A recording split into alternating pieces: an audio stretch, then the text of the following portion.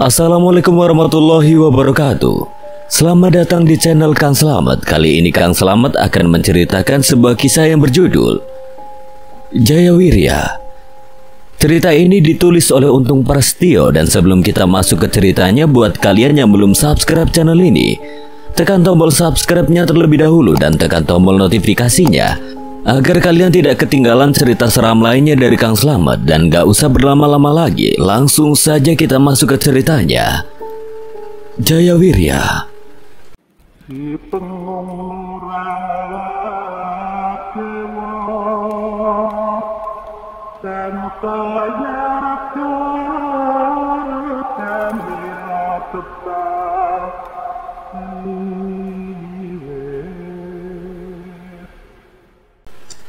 Desa Cihujung yang berada di sebuah daerah pedalaman dan sangat jauh dari desa-desa lain di sekitarnya membuat desa tersebut terlihat sangat kental dengan suasana mistisnya.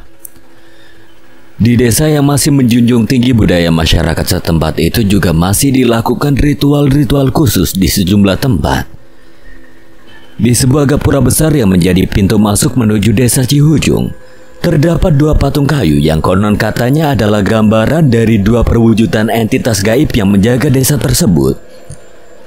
Di bawah patung kayu yang terlihat sudah berlumut itu terdapat juga tempat pembakaran dupa dan tempat untuk menaruh barang yang wajib ditinggalkan di sana ketika ada warga dari luar desa yang berkunjung ke desa Cihujung. Syarat mutlak untuk mendapatkan izin masuk ke desa itu adalah warga luar desa wajib meninggalkan sejumlah uang kertas dan juga makanan serta selembar kain yang pada prakteknya digantikan dengan baju atau celana milik seseorang yang hendak masuk ke sana. Setelah melewati sebuah gapura besar dengan dua patung kayu penjaga, terdapat perkebunan warga yang ditanami berbagai macam sayuran dan juga buah-buahan. Dan setelah 1 kilometer berjalan melewati perkebunan itu, barulah terlihat dua bangunan rumah kecil yang terbuat dari kayu dan saling berhadapan-hadapan. Di masing-masing beranda rumah tersebut juga terdapat sebuah patung kayu yang di sekitarnya terdapat sesajen berupa kembang dan tempat untuk membakar dupa. Beberapa meter setelah melewati rumah yang saling berhadapan-hadapan itu, barulah terdapat rumah-rumah warga yang berdiri berjejer rapi dengan jarak yang agak berjauhan satu dengan yang lainnya. Walaupun memiliki jumlah penduduk yang sangat padat, akan tetapi di desa Cihujung tidak memiliki sarana dan prasarana seperti pusat kesehatan masyarakat, sekolah, pasar, dan juga tempat ibadah. Jadi jika ada warga yang sakit ataupun hendak membeli kebutuhan sehari-hari mereka dan juga untuk mendapatkan pendidikan, warga setempat harus berjalan sejauh 5 km menuju desa tetangga yang menjadi desa terdekat dari desa Cihujung. Desa yang terkesan sebagai desa tertinggal itu sebenarnya memiliki rahasia besar yang membuatnya menjadi desa yang sangat tertutup. Dari generasi ke generasi, warga desa Cihujung tidak mengizinkan pemerintah daerah setempat untuk mendirikan puskesmas ataupun sekolah dan juga tempat ibadah. Hal itu disebabkan di desa Cihujung terdapat sebuah hutan yang menghasilkan banyak emas, sehingga warga tidak mau jika mata pencaharian mereka terusik oleh pihak-pihak lain. Hutan yang berbatasan langsung dengan persawahan dan ladang warga itu menjadi tempat yang sangat dilindungi oleh seluruh warga desa. Akan tetapi rahasia besar yang ada di desa tersebut lambat laun pun terungkap. Warga dari luar desa pun mulai berdatangan untuk ikut mendulang emas di sana. Pemerintah daerah setempat pun mulai berusaha mengambil alih kekayaan alam dan akan diolah secara legal demi kesejahteraan warga dan masyarakat daerah setempat. Akan tetapi ada entitas lain yang dianggap sebagai pelindung desa tersebut yang terus menjaga rahasia tambang emas ilegal di tempat itu. Hingga kabar yang menyatakan jika desa Cihujung adalah sebuah ladang emas terpatahkan oleh hal tersebut. Jauh sebelum hutan yang berada tepat di belakang desa Cihujung menjadi tambang emas ilegal yang akhirnya dikelola secara berkelompok oleh warga, ada sebuah kisah mencekam yang terjadi di sana. Kisah yang berdampak sangat luar biasa bagi masa depan warga sekitar itu. Terjadi lebih dari 4 dekade yang lalu. Kisah berawal dari seorang pemuda desa yang bernama Jaya Wirya. Seorang pemuda dari 7 bersaudara itu awalnya tinggal bersama keluarganya di sebuah rumah gubuk yang ada di ladang kecil yang berbatasan langsung dengan hutan. Untuk membantu kedua orang tuanya mencukupi kebutuhan hidup sehari-harinya, Jaya pun harus membantu ayahnya untuk mencari rotan di dalam hutan. Jaya Wirya adalah anak kedua dari pasangan suami istri yang bernama Pak Jarwis dan Ibu Sani. Pasangan suami istri yang tinggal di rumah sangat sederhana sekali itu dikaruniai 7 orang anak yang bernama Gendis Kumala, Jaya Wirya, Bagus Sapta, Cikal Jaya, Sandi Wirya, Kumala Asi, dan Nining Asi. Dari ketujuh anak Pak Jarwis dan Ibu Sani itu, Gendis dan Jayalah yang sudah bisa membantu keluarga mereka mencukupi kebutuhan hidup sehari-hari. Gendis yang saat itu sudah berusia 17 tahun sering bekerja di kebun-kebun warga dan mendapatkan upah berupa uang maupun upah dalam bentuk sayuran dan buah-buahan serta beras.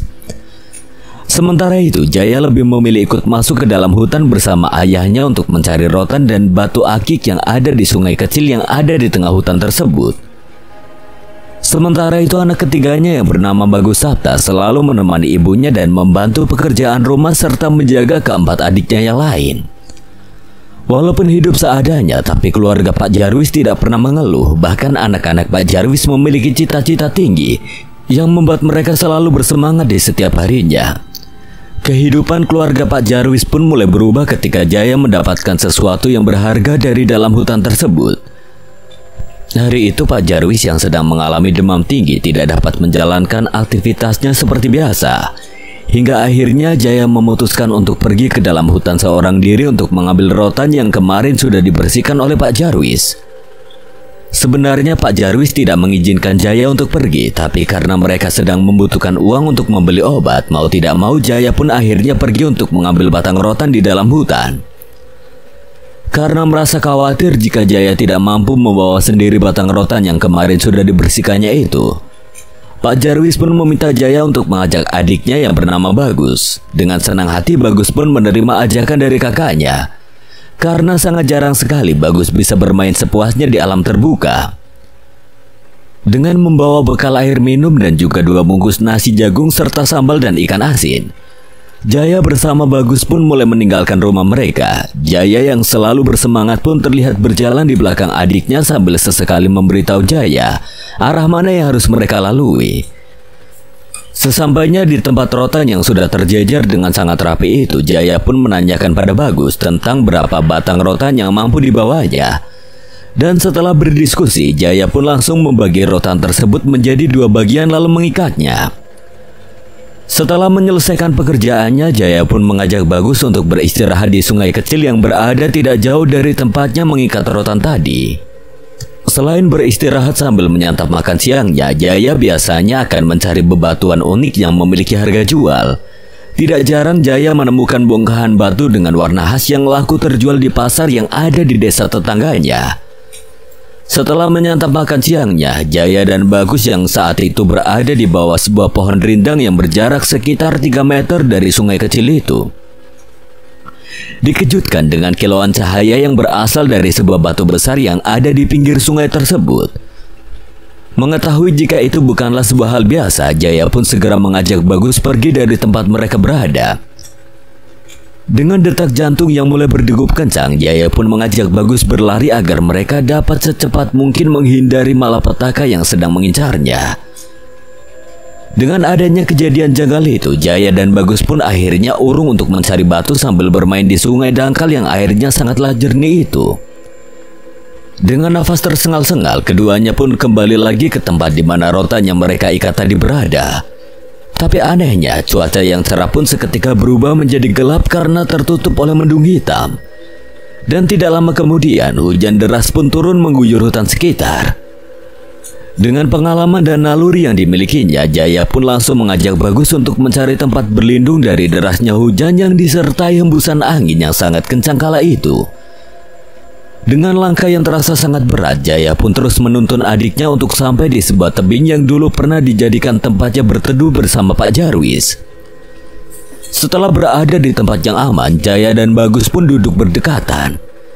Angin kencang yang masih menerpa tubuh mereka membuat keadaan sangatlah dingin saat itu. Tidak lama kemudian, setelah angin yang berhembus sangat kencang itu pergi, hujan pun perlahan-lahan reda. Jaya yang hendak membangunkan adiknya yang tertidur pulas dengan posisi meringkuk tiba-tiba saja dikejutkan oleh kehadiran sosok lelaki tua yang mengenakan pakaian serba hitam. Entah datangnya dari mana, sosok lelaki tua itu terus menatap tajam ke arah Jaya yang sedang memeluk tubuh adiknya. Dan dengan suara terbata, Jaya pun menanyakan tentang apa yang sedang dilakukan oleh lelaki tua tersebut. Maaf Ki, apa kami berdua melakukan kesalahan? Jaya yang sudah tahu seluk-beluk soal hutan yang didatanginya setiap hari pun merasa sangat yakin jika yang sedang berdiri di hadapannya kala itu bukanlah seorang manusia. Tapi sosok lelaki tua itu adalah Karuhun, penjaga hutan setempat yang sudah seringkali diceritakan oleh ayahnya. Kalian mengambil sesuatu milik Aki, Cu.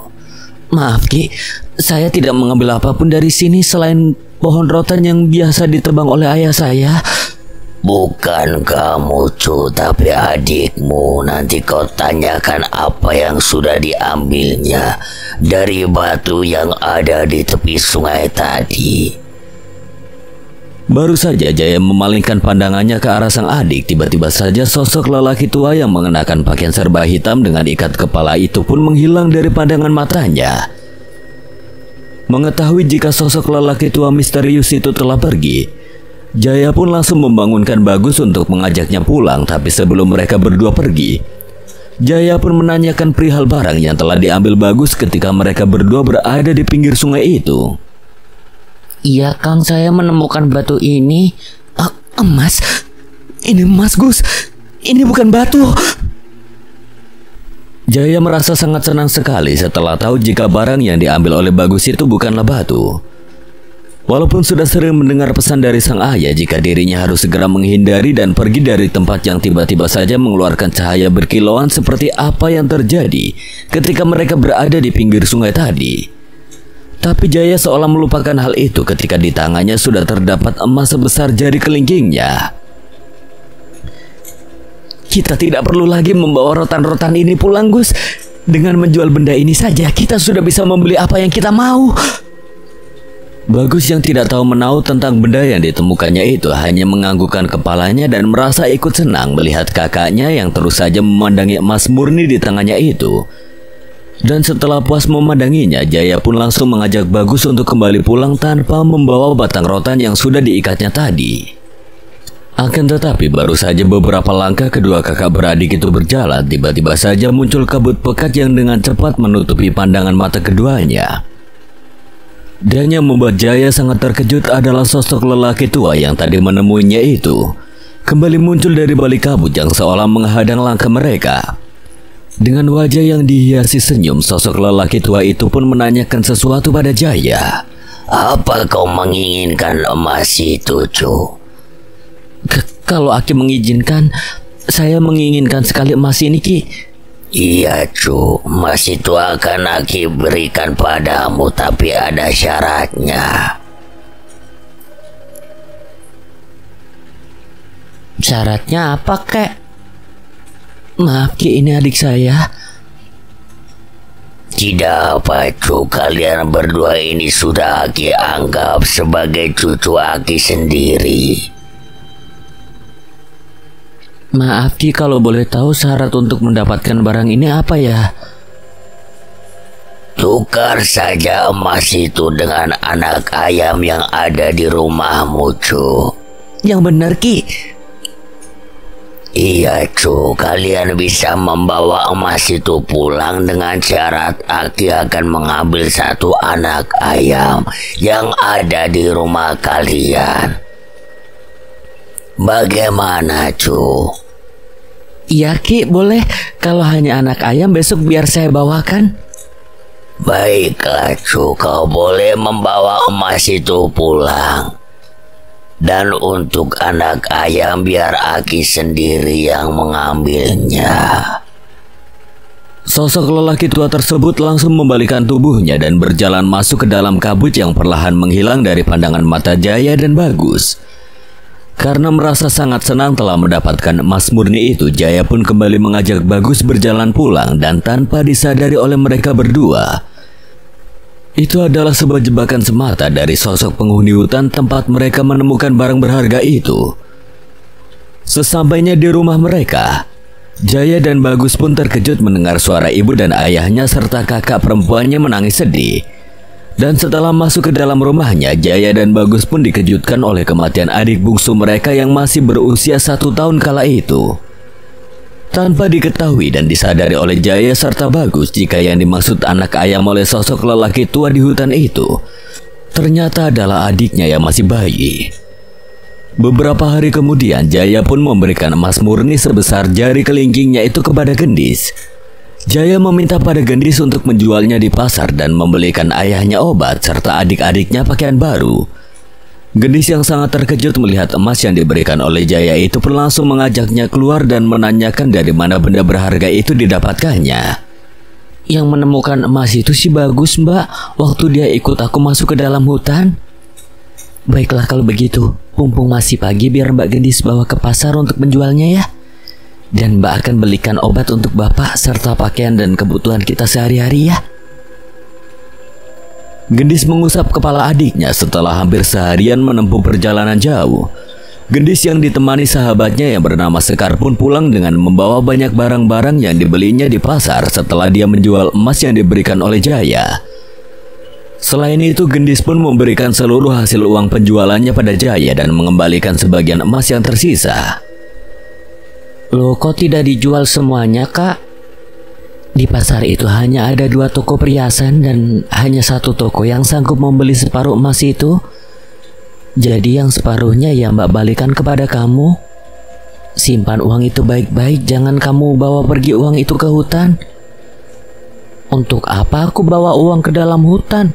Memangnya di sana ada yang menjual es dawet?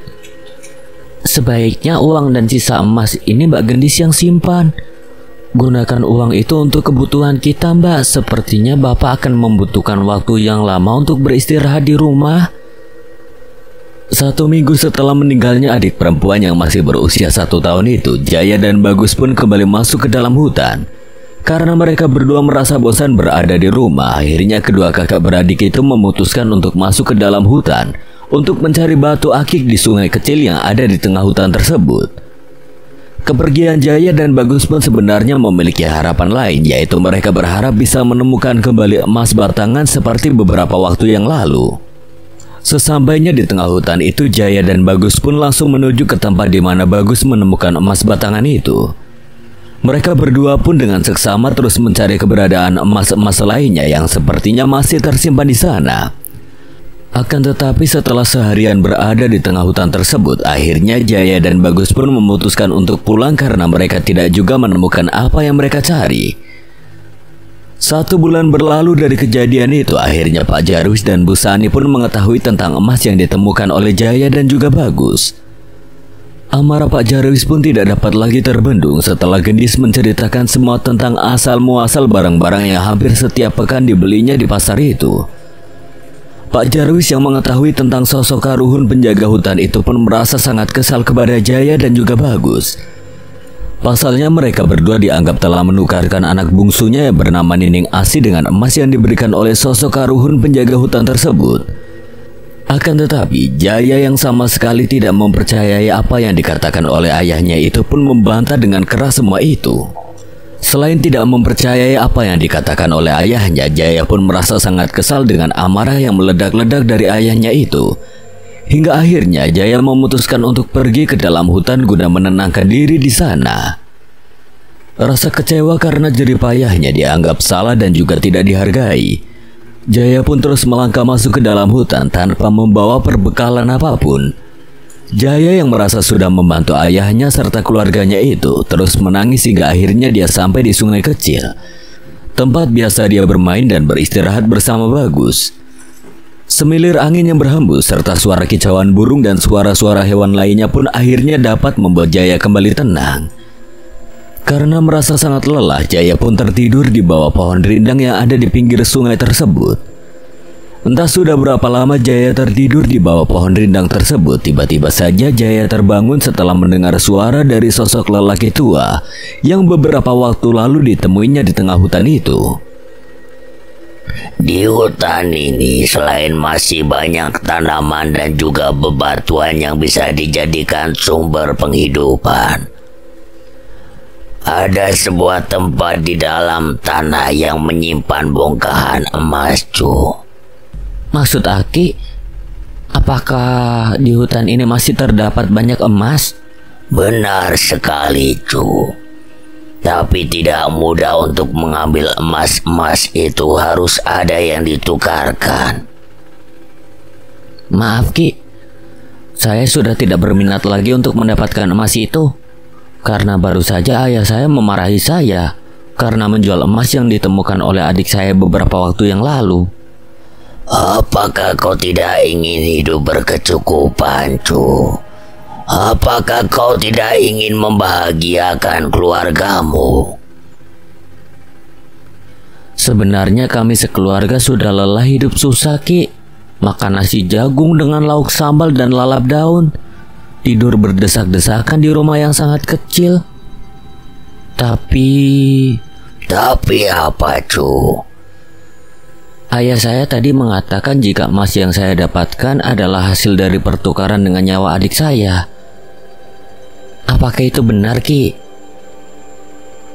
Semua ada harganya, Cu, dan semua harus ditukar dengan sesuatu yang sesuai dengan nilai barang tersebut.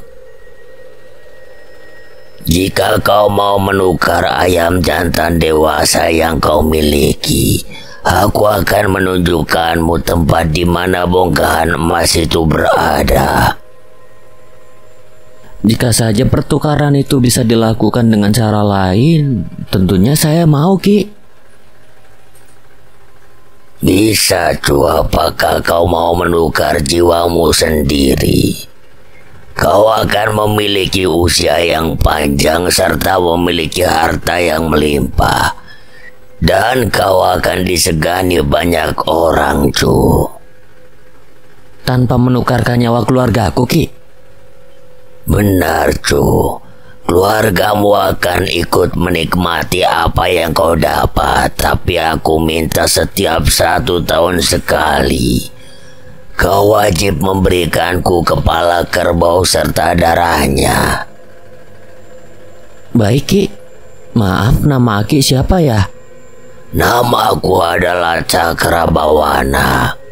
Aku adalah penguasa hutan ini. Jika semua yang Aki sampaikan benar, aku bersedia, Ki. Aku bersedia menukarkan jiwaku tanpa ada lagi korban dari keluargaku. Dan selain dapat memiliki kekayaan, apakah aku juga bisa memiliki kesaktian, Ki? Jayawirya sepertinya sudah memiliki tekad bulat untuk memberikan jiwanya pada sosok Cakrabawana. Itu bukan perkara sulit bagiku, selama kau juga memberi apa yang aku mau. Datanglah ke tempat ini di saat bulan purnama tiba. Bawalah belati tajam serta selembar tikar pandan. Pastikan tidak ada yang mengetahui kepergianmu ke tempat ini. Setelah kepergian sosok lelaki tua yang mengaku bernama Cakrabawana itu, Jaya pun kembali melangkahkan kakinya untuk pulang, walaupun sebenarnya dia masih kesal dan juga enggan untuk pulang. Akan tetapi kerinduannya pada kedua orang tuanya serta saudara-saudaranya itu akhirnya membawa Jaya kembali pulang. Sore menjelang malam, Jaya pun sampai di batas hutan dengan ladang dan perkebunan milik warga. Dengan langkah perlahan Jaya pun terus berjalan hingga dia pun melihat rumah kecil yang sudah dirindukannya. Dan sesampainya Jaya di halaman rumahnya, dia disambut tangis haru serta pelukan sang ibu dan juga seluruh saudara-saudaranya. Jaya yang merasa heran dengan semua itu hanya bisa terdiam hingga akhirnya Pak Jarwis datang dan memeluk tubuhnya seraya meminta maaf kepadanya. Kamu kemana saja, Nak? Sudah seminggu kamu tidak pulang. Pertanyaan sang ayah sontak membuat Jaya terkejut walau masih merasa bingung. Tapi Jaya pun mengatakan jika dia hanya pergi ke dalam hutan dan berada di pinggir sungai tempat biasa dia mencari batu dan beristirahat. Bapak gendis dan juga bagus tiap hari pergi ke tempat itu, Jaya. Tapi kami tidak melihat kamu, Nak. Sang ayah merasa heran dengan apa yang telah diceritakan oleh Jaya. Walau begitu, Jaya tetap bersikeras hanya pergi selama 1 hari dan dia hanya berada di pinggir sungai yang juga diketahui oleh Pak Jarwis keberadaan sungai tersebut. Setelah kejadian itu, Pak Jarwis pun meminta maaf kepada Jaya atas perkataan kasar yang telah diucapkannya. Begitu juga dengan Jaya, dia meminta maaf jika telah dianggap menukarkan nyawa adiknya dengan emas yang sebagiannya masih disimpan oleh Gendis. Bapak sudah sering melihat sesuatu yang berkilauan di sekitar sungai itu, nak. Dan Bapak selalu memegang teguh ucapan kakekmu dulu. Jadi Bapak juga tahu kalau di hutan itu ada penunggunya? Iya, Jaya. Karuhun di hutan itu memang tidak pernah mengganggu warga yang mencari kayu bakar, rotan, dan bebatuan di sana. Tapi yang paling ditakutkan adalah dia selalu menggoda orang-orang yang diinginkannya dengan cara memberikan emas dan berlian dengan cara menukarkan jiwa salah satu keluarganya. Apakah sebelumnya ada seseorang yang pernah menukar nyawa keluarganya, Pak? Ada beberapa keluarga yang akhirnya habis tidak tersisa, dan itu terjadi jauh sebelum Bapak lahir, Jaya. Bapak hanya mendapatkan cerita dari kakekmu dulu. Apakah kau bertemu lagi dengan sosok Karuhun penjaga hutan itu, Jaya? Benar, Pak, aku bertemu dengan Eyang Cakrabawana. Balasan Jaya sontak membuat Pak Jarwis, Busani, dan Gendis terperanjat dibuatnya. Aku tidak akan menukarkan siapapun di sini, tapi aku menukarkan jiwaku sendiri agar keluargaku dapat hidup layak dan berkecukupan. Apa Bapak tidak salah dengar, Jaya? Tidak, Pak. Aku ingin membahagiakan Bapak, Ibu, Mbak Gendis, dan adik-adikku yang lainnya. Sebelum semua terlanjur, urungkan saja niatmu itu, Jaya. Kita bekerja seperti biasanya dan kita akan membeli ladang dari hasil kerja itu, nak. Tidak, Pak, keputusan Jaya sudah bulat. Semua Jaya lakukan demi keluarga ini, Pak. Walau merasa sangat sedih mendengar apa yang telah disampaikan oleh Jaya, tapi Pak Jarwis dan juga Busani pun menghargai apa yang telah menjadi tekadnya. Selain terus menasihati remaja yang masih berusia 15 tahun itu, Pak Jarwis pun kembali menceritakan apa yang diketahuinya dari mendiang ayah dan kakeknya tentang sosok penghuni hutan tersebut. Menurut cerita dari Pak Jarwis, jauh sebelum dirinya lahir dan tinggal di desa itu pernah ada seseorang yang mendapatkan bongkahan emas dari dalam hutan itu. Sama seperti yang terjadi pada Jaya. Saat itu orang yang merupakan kerabat dari keluarga Pak Jarwis itu menukarkan satu persatu keluarganya. Walaupun sempat menjadi orang terkaya di desanya, tapi setelah orang itu meninggal, seluruh harta yang dimilikinya pun habis tidak tersisa. Bapaknya takut jika apa yang telah dialami oleh keluarga mendiang Abah Sanu terjadi pada keluarga kita, Jaya. Sepertinya perjanjian yang dilakukan oleh Abah Sanu berbeda dengan apa yang aku lakukan, Pak. Mungkin waktu itu Abah Sanu diminta untuk menukarkan setiap emas yang didapatkannya dengan anak ayam yang ternyata adalah anaknya sendiri. Benar, nak. Memang seperti itulah yang terjadi. Aku juga sempat ditawari hal yang sama, tapi aku jelas menolaknya, Pak. Dan aku memilih untuk menukarkan jiwaku dengan kekayaan, usia yang panjang, serta ilmu kesaktian tentunya. Bagaimana bisa kau memikirkan hal itu, nak? Sedangkan orang-orang yang hidup di zaman dulu yang memiliki ilmu kesaktian pun tidak berpikir sepertimu. Mungkin mereka hanya memikirkan harta saja, Pak. Hawa nafsu yang mendorong mereka untuk melakukan hal itu, hingga tega mengorbankan keluarga mereka. Jika keputusanmu sudah bulat, Bapak dan Ibu tidak akan menghalangi lagi keinginanmu itu. Dan Bapak minta izin padamu untuk membawa sisa emas yang kau temukan di hutan bersama Bagus waktu itu.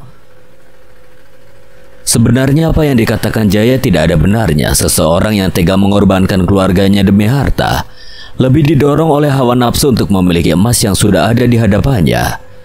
Hal itu pun terjadi pada Pak Jarwis dan Busani serta Gendis. Awalnya Pak Jarwis merasa sangat marah pada Jaya karena Jaya telah tega menukarkan nyawa adiknya dengan emas tersebut. Walaupun Jaya tidak mengetahui tentang apa yang telah ditukarkannya sebelumnya, tapi Pak Jarwis menganggap itu adalah perbuatan yang sangat jahat. Tapi semuanya berubah ketika Gendis memberikan sisa emas yang sebagian telah dijualnya. Pak Jarwis pun lalu terdiam setelah dia memegang logam mulia yang memiliki harga jual sangat tinggi itu. Hal sama pun terjadi pada Bu Sani sebelum memegang sisa emas yang ditemukan Bagus dan Jaya itu. Hatinya seperti tersayat sembilu. Bu Sani tidak menyangka jika Jaya tega menukarkan nyawa adiknya dengan emas yang pertama kali ditemukan oleh Bagus tersebut. Walaupun Jaya tidak mengetahui tentang apa yang telah ditukarkannya sebelumnya, tapi Pak Jarwis menganggap itu adalah perbuatan yang sangat jahat. Tapi semuanya berubah ketika Gendis memberikan sisa emas yang sebagian telah dijualnya. Pak Jarwis pun lalu terdiam setelah dia memegang logam mulia yang memiliki harga jual sangat tinggi itu. Hal yang sama pun terjadi kepada Bu Sani. Sebelum memegang sisa emas yang ditemukan Bagus dan Jaya itu, hatinya seperti tersayat sembilu. Bu Sani tidak menyangka jika Jaya tega menukarkan nyawa adiknya dengan emas yang pertama kali ditemukan oleh Bagus. Akan tetapi, setelah Pak Jaya memperlihatkan emas batangan itu, sikap Bu Sani pun tiba-tiba berubah 180 derajat dan menganggap semua adalah bagian dari takdir hidupnya. Keesokan harinya Pak Jarwis dan Bu Sani pun pergi ke pasar untuk menjual sisa emas yang ditemukan oleh Jaya dan Bagus. Keduanya terlihat bahagia sekali menempuh perjalanan jauh menuju pasar yang ada di desa tetangga itu. Siang menjelang sore, Pak Jarwis dan Bu Sani pun pulang membawa banyak barang yang dibelinya dari hasil penjualan emas tersebut. Tak lupa pula Pak Jarwis dan Bu Sani pun membelikan tikar pandan yang sebelumnya telah dipesan oleh Jaya untuk ritualnya di malam bulan purnama nanti. Perlahan tapi pasti kehidupan keluarga Pak Jarwis pun berubah. Selain dapat membeli kebutuhan sehari-hari mereka, Pak Jarwis pun memutuskan untuk memperbaiki rumahnya dan menambah beberapa ruangan di rumah panggung miliknya itu. Warga di desanya pun merasa heran dengan perubahan besar yang terjadi pada keluarga Pak Jarwis. Hingga akhirnya warga desa setempat mengetahui tentang emas yang ditemukan oleh Bagus dan Jaya di dalam hutan tersebut. Tapi sebelum warga desa sekitar melakukan pencarian emas di dalam hutan, Jaya lebih dulu menyelesaikan ritual perjanjiannya dengan Cakrabawana yang merupakan sosok makhluk gaib penguasa hutan tersebut.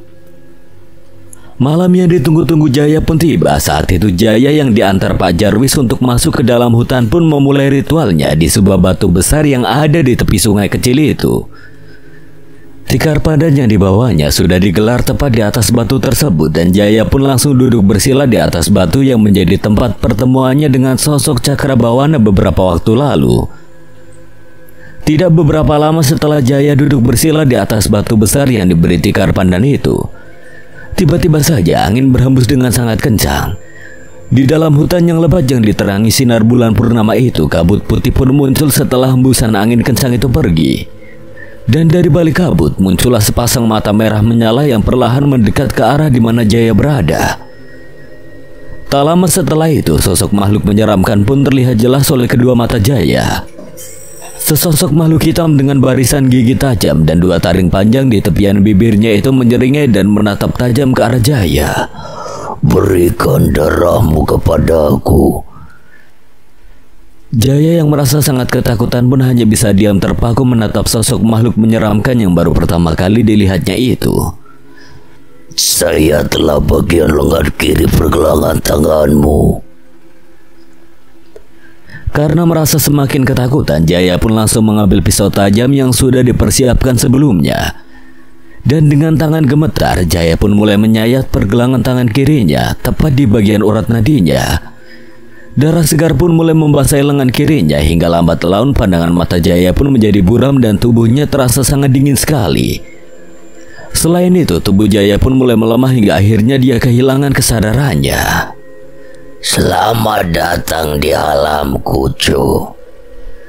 Sosok Cakrabawana menyambut kedatangan Jaya. Mendengar suara dari sosok lelaki tua yang sudah 2 kali ditemuinya itu, Jaya pun langsung membuka kedua matanya dan betapa terkejutnya dia ketika hutan tempatnya berada tiba-tiba berubah menjadi istana yang sangat indah dan dipenuhi perempuan-perempuan cantik di sana. Inilah tempat tinggalmu kelak, Cu, dan kau bebas memilih pendampingmu di sini. Jaya masih terkagum-kagum dengan pemandangan indah di sekitarnya, pun terus mengedarkan pandangannya. Selain terlihat sangat indah, seluruh bangunan di tempat itu pun berkilauan seperti emas. Beberapa meter di depannya terlihat sebuah singgasana yang juga tampak berkilauan. Selain seperti terbuat dari emas murni, kursi singgasana itu pun terdapat batu berlian yang ikut berkilauan. Bagaimana, Cu? Apa kau bersedia untuk tinggal di istanaku ini? Saya siap, Eyang. Selain kekayaan dan umur yang panjang, aku juga akan memberimu kesaktian.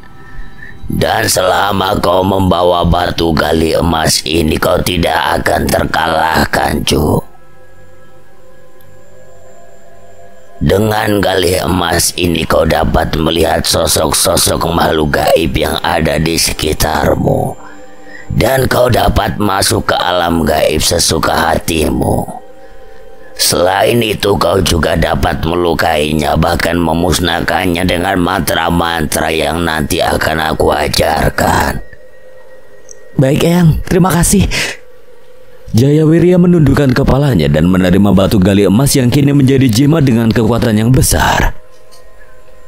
Sekarang mari kembali ke duniamu, Cu.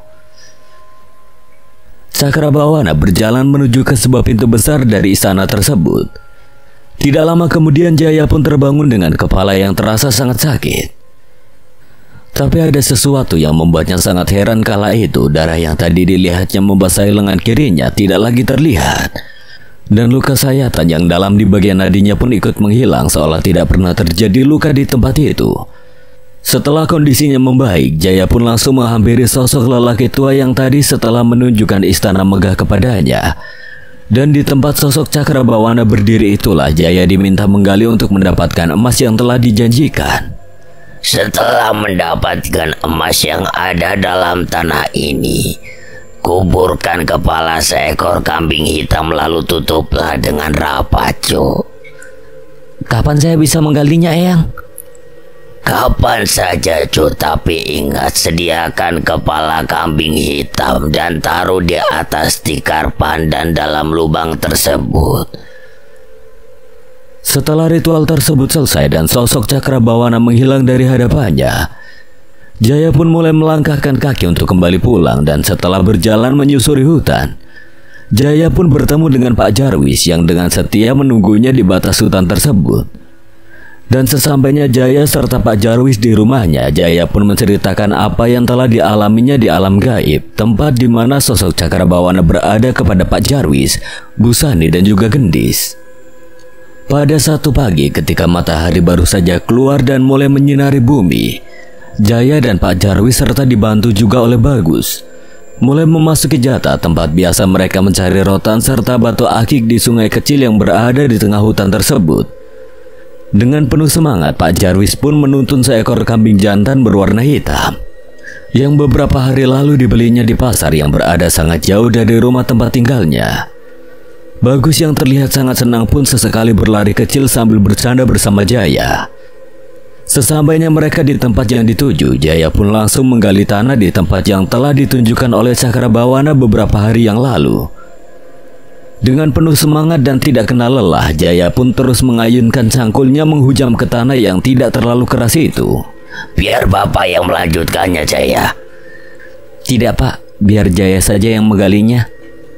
Beberapa jam berlalu, lubang yang digali oleh Jaya pun mulai terlihat dalam. Pak Jarwis dan Bagus yang membantu menaikkan tanah dari dasar lubang pun terlihat sangat bersemangat sekali kala itu. Walau merasa sangat lelah dengan tubuh yang dibasahi keringat, akhirnya Jaya pun menemukan apa yang dicarinya. Bongkahan emas murni pun didapatkannya di dalam lubang itu, dan saat itu emas yang didapat Jaya terlihat 3 kali lipat lebih besar dari yang pertama didapatkannya. Kamu berhasil, Jaya.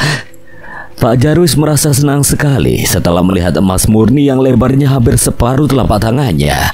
Iya, Pak. Sebentar lagi keluarga kita akan hidup berkecukupan. Setelah memastikan jika tidak ada lagi emas yang tersisa di dalam lubang itu, Jaya pun bergegas naik ke atas dan beristirahat sejenak dengan meminum serta memakan bekal yang mereka bawa. Setelah itu Jaya pun meminta kepada Pak Jarwis untuk membawa kambing hitam yang sudah dipersiapkannya untuk disembelih di sebuah batu yang ada di tepi sungai kecil tersebut. Darah segar dari seekor kambing hitam yang disembelih langsung oleh Jaya mulai mengalir membasahi batu besar tempat Jaya bertemu langsung dengan sosok Cakrabawana. Darah segar itu pun hanyut mengikuti aliran sungai yang warnanya menjadi merah tersebut. Setelah dapat memisahkan antara kepala seekor kambing berwarna hitam tersebut, Jaya pun kembali turun ke lubang yang digalinya untuk mengubur kepala kambing tersebut. Sesudah ritual itu dilakukan, Jaya pun menunggu ayahnya yang sedang menguliti kambing tadi dan sekaligus mencincangnya untuk dibawa pulang dan akan dimasak serta dibagikan kepada tetangga terdekatnya. Beberapa hari setelah melakukan ritual di tengah hutan dan mendapatkan emas yang dijanjikan oleh Cakrabawana, Pak Jarwis pun mengajak Gendis dan Jaya pergi ke kota untuk menjual emas murni tersebut. Tapi sebelumnya Pak Jaya membagi emas batangan itu menjadi 4 bagian untuk memudahkannya dalam menjual emas tersebut. Karena jarak desa tempat tinggal keluarga Pak Jarwis dengan kota sangatlah jauh, maka mau tidak mau Pak Jarwis pun harus menginap di pasar kota setempat setelah menjual emas yang mereka bawa dari rumah. Itulah mengapa Pak Jarwis mengajak anak perempuannya dan juga Jaya ke kota untuk membantunya membawa dan menjaga uang yang akan mereka dapatkan dalam jumlah yang sangat banyak nantinya. Pak Jarwis yang setiap harinya mencari kayu bakar dan rotan di hutan tidak mengetahui jika di kota tersebut terdapat penginapan yang aman dan nyaman dan buka setiap harinya. Karena tidak mengerti tentang seluk-beluk perkotaan, Pak Jarwis pun terpaksa tidur di sekitar pasar bersama Jaya dan juga Gendis. Dan pada malam di mana Pak Jarwis, Jaya dan Gendis tidak berada di rumahnya, kejadian janggal pun terjadi pada Bu Sani yang membuatnya merasa sangat kebingungan kala itu. Baru saja Bu Sani terlelap dalam tidurnya, tiba-tiba saja terdengar suara pintu rumahnya diketuk beberapa kali dan terdengar suara Pak Jarwis memanggilnya. Walau awalnya Bu Sani tidak yakin jika itu adalah suara Pak Jarwis, tapi pada akhirnya Bu Sani pun memutuskan untuk membukakan pintu rumahnya. Bu Sani yang sempat terkejut dengan kepulangan suami dan kedua orang anaknya itu pun merasa heran. Bagaimana tidak, padahal sebelumnya Pak Jarwis mengatakan jika pastinya mereka akan menginap di pasar kota. Karena angkutan umum yang menuju ke daerah desa tempatnya tinggal hanya ada di pagi dan siang hari. Sementara ketika hari sudah siang, Pak Jarwis dan kedua anaknya baru akan sampai di pasar kota. Karena memang mereka harus menempuh perjalanan yang sangat jauh untuk dapat ke pasar kota. Walaupun merasa heran dengan kepulangan suaminya, tapi Bu Sani tidak sedikit pun merasa curiga akan apa yang sedang terjadi malam itu. Semua terlihat normal dan biasa saja. Gendis yang memiliki ruangan kecil yang menjadi tempat tidurnya pun tanpa berkata-kata langsung berjalan menuju ke kamarnya. Sedang Jaya langsung menyusul Bagus yang sudah tertidur pulas bersama kedua adiknya. Sedangkan Pak Jarwis langsung menggandeng tangan Bu Sani dan mengajaknya masuk ke dalam kamar tidurnya. Hal yang tidak biasa yang dialami Bu Sani kala itu adalah dia merasakan getaran yang menggebu-gebu di dadanya setelah Pak Jarwis memegang lengannya. Dan tidak seperti biasanya, Pak Jarwis pun terlihat sangat bersemangat sekali ketika dia memeluk tubuh Bu Sani. Pergumulan antara Pak Jarwis dengan Bu Sani pun terjadi hingga tanpa sadar Bu Sani pun terbuai oleh kenikmatan surgawi yang membuatnya tertidur lelap setelah pergumulan itu berakhir. Tidak seperti hari-hari biasanya, saat itu Bu Sani yang tertidur sangat lelap di kamarnya dikejutkan oleh keempat anaknya yang membangunkannya. Bagus, Cikal, Sandi, dan Asim merasa ketakutan karena ibunya tidak kunjung bangun dari tidurnya pagi itu. Padahal biasanya Bu Sani selalu bangun sebelum matahari terbit untuk menyiapkan sarapan dan juga makan siang mereka. Bapak di mana, Gus? Loh, Bapak kan sedang ke kota, Bu. Bapak dan juga Mbak Gendis serta Mas Jaya udah pulang, Gus. Apa mungkin mereka udah berangkat ke hutan? Kalau Bapak dan Mbak Gendis serta Mas Jaya udah pulang, pastinya mereka akan membawa banyak makanan dan juga baju-baju baru untuk kita, Bu. Setelah mencari keberadaan Pak Jarwis, Gendis serta Jaya di sekitar rumahnya dan tidak menemukan mereka, Busani pun duduk terdiam memikirkan apa yang telah dialaminya semalam. Sebuah hal yang benar-benar dialaminya malam itu sungguh membuat Busani kebingungan pagi itu. Apa aku hanya bermimpi ya? Setelah berusaha keras untuk melupakan kejadian semalam, Busani pun kembali beraktivitas seperti biasanya. Dan di dalam hati Busani pun berharap jika itu hanyalah sebuah mimpi belaka. Siang menjelang sore, Pak Jarwis, Jaya dan juga Gendis pun pulang. Mereka bertiga berhasil membawa uang banyak hasil dari penjualan emas yang didapat dari sebuah ritual tersebut. Dan karena hasil penjualan separuh dari emas itu sudah menghasilkan banyak uang, Pak Jarwis pun menyimpan sisa emasnya dan akan menjualnya di kemudian hari. Walau masih diliputi tanda tanya besar, tapi Busani pun merasa sangat senang dengan kembalinya suami serta kedua anaknya tersebut. Apalagi mereka datang dengan membawa uang serta barang-barang yang banyak juga dibelinya. Kehidupan keluarga Pak Jarwis pun seketika berubah dengan uang banyak yang dimilikinya.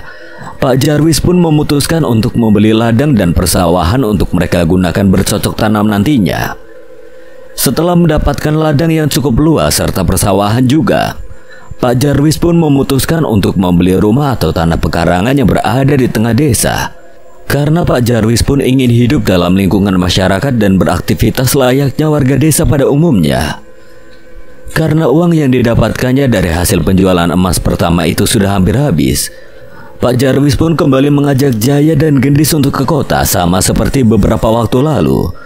Pak Jarwis pun memutuskan untuk menginap di sekitar pasar kota setelah dia mendapatkan uang hasil penjualan emas tersebut. Kejadian yang hampir sama pun terulang kembali kepada Busani. Malam itu dia mengalami kejadian yang sama persis dengan malam di mana Pak Jarwis menginap di kota untuk menjual emas pertamanya. Tapi ada beberapa hal yang membedakan malam itu. Walaupun tahu jika yang datang malam itu bukanlah suami dan kedua anaknya, tapi Busani hanya mengabaikannya. Malah Busani seolah menunggu sosok Pak Jarwis yang penuh kehangatan, yang mampu memuaskan hasratnya yang malam itu sangat menggebu-gebu. Layaknya beberapa waktu lalu, Busani pun tertidur lelap setelah bercengkrama dengan sosok Pak Jarwis. Tapi dia tidak merasa heran ketika pagi harinya dia mendapati suaminya itu ternyata belumlah pulang. Beberapa bulan berlalu, Pak Jarwis dan keluarganya pun dapat menempati rumah barunya yang berada di tengah desa Cihujung. Rumah itu dibeli oleh Pak Jarwis atas kesepakatan bersama keluarga mereka. Sedangkan rumah lama dengan bangunan sangat sederhana sekali itu dijadikannya rumah singgah dan juga gubuk untuk menyimpan hasil pertanian dari sawah dan ladang yang sudah diolah oleh keluarga Pak Jarwis. Hidup sejahtera yang diimpi-impikan sejak lama oleh Pak Jarwis dan Busani pun akhirnya terwujud. Tapi hal itu pun menimbulkan permasalahan baru yang membuat keluarga mereka dicap melakukan pesugihan tertentu oleh warga desa setempat. Bahkan kabar tentang penemuan emas di hutan tersebut pun sudah menyebar ke penjuru desa, hingga orang-orang pun mulai mendatangi hutan tersebut untuk berburu logam mulia tersebut. Hari itu ada yang aneh dengan Pak Jarwis, lelaki parubaya yang sudah tidak mengunjungi hutan tempatnya mengais rezeki itu, merasa sangat merindukan suasana alam di tengah hutan tersebut. Walau saat itu hutan sudah mulai banyak didatangi orang, tapi kenangan yang ada tidak akan hilang dari dalam benak Pak Jarwis. Pagi itu Pak Jarwis yang sebelumnya sudah memberitahu Busani jika dia akan pergi mencari rotan di tengah hutan, mulai melangkahkan kakinya setelah matahari muncul di ufuk timur. Dan seperti biasanya Pak Jarwis sudah membawa bekal makanan dan minuman untuk persediaan nanti di dalam hutan. Namun setelah hari berubah menjadi gelap, Pak Jarwis tidak juga kunjung pulang ke rumahnya. Hal itu tentunya membuat Busani dan anak-anaknya merasa khawatir. Jaya yang awalnya ingin menemani Pak Jarwis pun memutuskan untuk mencari keberadaan ayahnya itu. Awalnya Jaya berpikir jika ayahnya mungkin sedang tertidur di rumah lama yang kini dijadikannya tempat menyimpan hasil ladang mereka. Akan tetapi Jaya bersama Bagus yang akan mencari ayahnya itu dikejutkan dengan kedatangan Pak Jarwis, yang tersenyum ke arah keluarganya yang sedang mengkhawatirkan keadaannya malam itu. Semua tampak biasa saja malam itu, tidak ada sedikit pun yang aneh dengan Pak Jarwis di mata Jaya, Gendis, Bagus, dan adik-adiknya. Akan tetapi Busani merasa ada sesuatu yang janggal pada diri Pak Jarwis. Karena Busani merasakan sangat berhasrat sekali malam itu. Apa yang dirasakan oleh Busani malam itu Sama seperti ketika Pak Jarwis, Jaya dan Gendis pergi dan menginap di kota, yang pada malam harinya mereka tiba-tiba saja pulang dan menghilang ketika pagi datang. Malam itu Bu Sani kembali merasakan sebuah kehangatan dan kebahagiaan dari sosok Pak Jarwis yang belum pernah didapatkannya selama mereka hidup bersama. Walau merasa aneh, tapi Bu Sani tidak memperdulikan hal itu karena yang dia tahu dia melakukan semuanya dengan suaminya sendiri. Di rumah baru yang dibeli oleh Pak Jarwis dari salah seorang penduduk desa yang pergi ke Pulau Sumatera untuk mengikuti program transmigrasi kala itu. Di rumah yang cukup besar itu, seluruh keluarga Pak Jarwis dapat tidur dengan nyenyak tanpa merasakan dinginnya angin malam yang masuk dari celah dinding bambu. Seperti di rumah mereka dulu, dan di rumah itulah babak baru dari desa Cihujung dimulai setelah Pak Jarwis menjadi kepala desa di sana. Semakin hari semakin banyak orang yang pergi ke dalam hutan untuk mencari emas yang menjadi buah bibir warga desa setempat. Entah siapa yang mengabarkan penemuan emas murni oleh Jaya dan Bagus di tengah hutan yang memang menjadi sumber mata pencaharian keluarga Pak Darwis. Warga desa sekitar pun percaya jika Jaya dan Bagus menemukan logam mulia itu. Pasalnya semua orang tahu jika keseharian bocah yang tidak pernah mengenyam bangku pendidikan sekolah itu hanya berada di dalam hutan. Mengetahui jika semakin banyak orang yang mencoba mencari keberuntungan mereka di hutan, Jaya pun merasa khawatir jika akan ada orang yang juga menemukan logam mulia yang kemungkinan besar masih banyak terdapat di hutan tersebut. Akan tetapi apa yang dikhawatirkan Jaya tidak pernah dikhawatirkan oleh Pak Jarwis. Dan bahkan Pak Jarwis seperti sengaja menggiring seluruh warga desa untuk mencari emas murni di tengah hutan tersebut. Karena tidak juga ada seorang warga pun yang bisa mendapatkan emas tersebut, beberapa orang warga pun mulai mendatangi rumah Pak Jarwis untuk menanyakan kebenaran tentang penemuan emas murni yang pada akhirnya dapat merubah kehidupan keluarga Pak Jarwis. Malam itu rumah Pak Jarwis didatangi oleh Pak Juhri yang merupakan kepala desa Cihujung dan beberapa orang warga lainnya. Kedatangan mereka itu tentunya ingin menanyakan tentang keberadaan emas yang ditemukan oleh Jaya dan Bagus, yang mana kabar itu telah tersebar hingga ke desa-desa lainnya. Memang benar Pak Lurah, beberapa waktu lalu kedua anak saya yang bernama Jaya dan juga Bagus telah menemukan emas murni sebesar jari kelingking Jaya. Dan dengan hasil penjualan emas itulah kami sekeluarga bisa membeli rumah ini, serta ladang dan sawah di dekat rumah yang dulu kami tempati itu. Jadi kabar itu memang benar adanya ya Pak? Kalau begitu kita harus cepatnya mengamankan hutan tersebut Pak Jarwis. Jangan sampai ada penduduk desa lain yang masuk ke wilayah hutan yang masih berada di desa kita ini.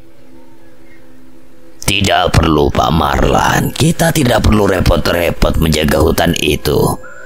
Karena untuk dapat menemukan emas itu ada beberapa aturan yang harus dipenuhi. Aturannya bagaimana Pak Jarwis? Dan dari mana Pak Jarwis mengetahui aturan itu? Saya sangat tahu tentang hutan itu Pak Lurah, karena lebih dari separuh usia saya sudah saya habiskan di tengah hutan itu. Jadi bukanlah hal yang sulit untuk mengetahui aturan itu berasal. Kalau begitu, untuk dapat memakmurkan desa kita ini, saya harap Pak Jarwis bersedia memberitahu kami tentang aturan dan tata cara untuk mendapatkan logam mulia itu, Pak. Itu bukan perkara sulit, Pak Lurah. Yang terpenting kita semua yakin dan percaya bahwa kita pasti akan mendapatkan apa yang kita cari di hutan itu. Bagaimana mungkin kami tidak yakin, Pak Jarwis? Sedangkan Pak Jarwis sendiri kan sudah mendapatkan hasil yang melimpah dari emas yang ditemukan oleh Jaya dan Bagus. Baiklah, kalau bapak-bapak sekalian sudah mantap dan yakin akan keberadaan emas di hutan itu, saya akan menanyakan apa yang harus dilakukan untuk dapat menemukan emas di tengah hutan itu. Besok malam Pak Lurah dan bapak-bapak sekalian bisa datang lagi ke sini, dan saya akan memberikan cara serta aturan-aturan yang diinginkan oleh Karuhun di sana. Tapi sebelum bapak-bapak pulang, saya akan menunjukkan emas yang beberapa hari lalu saya temukan di hutan itu. Ucapan Pak Jarwis membuat Pak Lurah Juhri terpukau. Setelah kembali dari dalam kamarnya, Pak Jarwis pun menunjukkan benda berwarna kuning yang ukurannya sebesar jempol tangan orang dewasa itu. Pak Lurah Juhri yang pertama memegang emas tersebut merasa tambah bersemangat untuk mendapatkan logam mulia itu. Begitu juga dengan Pak Marlan dan beberapa orang di sana. Mereka semua seperti merasakan sesuatu yang membuat mereka ingin memiliki juga emas murni tersebut. Ketika Pak Lurah Juhri dan Pak Marlan serta beberapa orang warga desa telah pergi meninggalkan rumahnya, Jaya pun langsung mengutarakan sesuatu yang dianggapnya tidak perlu disampaikan oleh ayahnya pada orang-orang tadi. Selain merasa kesal dengan sikap ayahnya, Jaya juga merasa takut jika ritual yang sudah dilakukannya akan diketahui juga oleh Pak Lurah Juhri serta yang lainnya. Semua sudah berada dalam kendaliku, Jaya, dan memang itulah tujuanku dari awal. Sekarang yang perlu kau lakukan adalah menikmati apa yang telah kau dapatkan tanpa ikut campur dalam urusan ini. Tapi Jaya hanya tidak ingin jika ritual yang telah Jaya lakukan diketahui oleh semua orang, Pak. Sudah aku katakan saat ini, akulah yang memegang kendali atas hutan itu. Nikmatilah harta yang sudah aku berikan, Cu. Imbu Pak Jarwis yang seketika itu juga suaranya berubah dan terdengar seperti suara milik Cakrabawana. Apakah ini Eyang Cakrabawana? Benar, Cu. Saat ini aku sudah berada dalam tubuh ayahmu, dan kau tidak perlu lagi melakukan ritual itu. Yang terpenting saat ini jangan sampai ada yang tahu jika aku berada dalam tubuh ayahmu. Setelah tahu jika kini sosok Eyang Cakrabawana sudah berada di tubuh ayahnya, Jaya pun tidak lagi merasakan khawatir tentang ritual yang telah dilakukannya untuk mendapatkan logam mulia di hutan itu. Dan sejak hari itu Jaya terus menyibukkan diri mengurus ladang dan sawahnya serta menikmati hasil dari semua itu. Tapi walaupun begitu, Jaya masih merasa ada sesuatu yang mengganjal di dalam hatinya. Dan hal itu sudah tidak pernah berani ditanyakan kepada Pak Jarwis. Sebuah hal yang menyisakan tanda tanya besar itu adalah bagaimana bisa Pak Jarwis bertemu dengan sosok Eyang Cakrabawana dan ikut bersekutu dengannya. Di sisi lain, Pak Jarwis pun mulai mengajari warga desa Cihujung tentang bagaimana cara melakukan ritual untuk mendapatkan hasil yang mereka inginkan. Awalnya ritual-ritual yang mereka lakukan hanyalah bersifat ritual biasa, mulai dari membawakan sesajen berupa jajanan pasar, serta kembang 7 rupa dan ingkung ayam lengkap dengan tumpengnya, serta tidak lupa mereka juga diminta untuk membakar kemenyan di sana. Semua sesajen yang mereka bawa itu diletakkan di atas batu besar di tepi sungai kecil yang berada di tengah hutan tersebut. Hari yang sudah membuat desa Cihujung berubah menjadi desa dengan aura mistis yang sangat mencekam pun dimulai. Pak Jarwis bersama Pak Lurah Juhri, Pak Marlan dan Pak Ramin, serta 2 orang lainnya memulai ritual pertama mereka setelah melakukan ritual. Pak Jarwis pun menunjuk sebuah tempat dan meminta pada Pak Lurah Juhri untuk menggali di tempat tersebut. Pak Lurah Juhri pun meminta Pak Marlan dan Pak Ramin serta 2 orang lainnya mulai menggali. Karena 4 orang itu menggali secara bergantian, maka tidak memerlukan waktu yang lama. Mereka pun sudah mendapatkan lubang yang cukup dalam dan tidak lama kemudian orang-orang yang diminta oleh Pak Lurah Juhri menggali pun dapat menemukan emas murni yang mereka idam-idamkan itu. Walaupun emas murni itu tidaklah besar, tapi itu sudah cukup untuk membuktikan bahwasanya tanah di hutan itu benar-benar menyimpan emas. Bagaimana Pak Lurah? Sekarang Bapak percayakan dengan apa yang saya ceritakan itu? Iya Pak Jarwis, kami percaya. Dan pastinya warga desa Cihujung akan memiliki kehidupan yang sejahtera. Bagilah hasilnya dengan yang lain, Pak. 1 pecahan lagi kita akan kembali melakukan ritual di tempat ini. Dan kita akan mendapatkan lagi emas itu.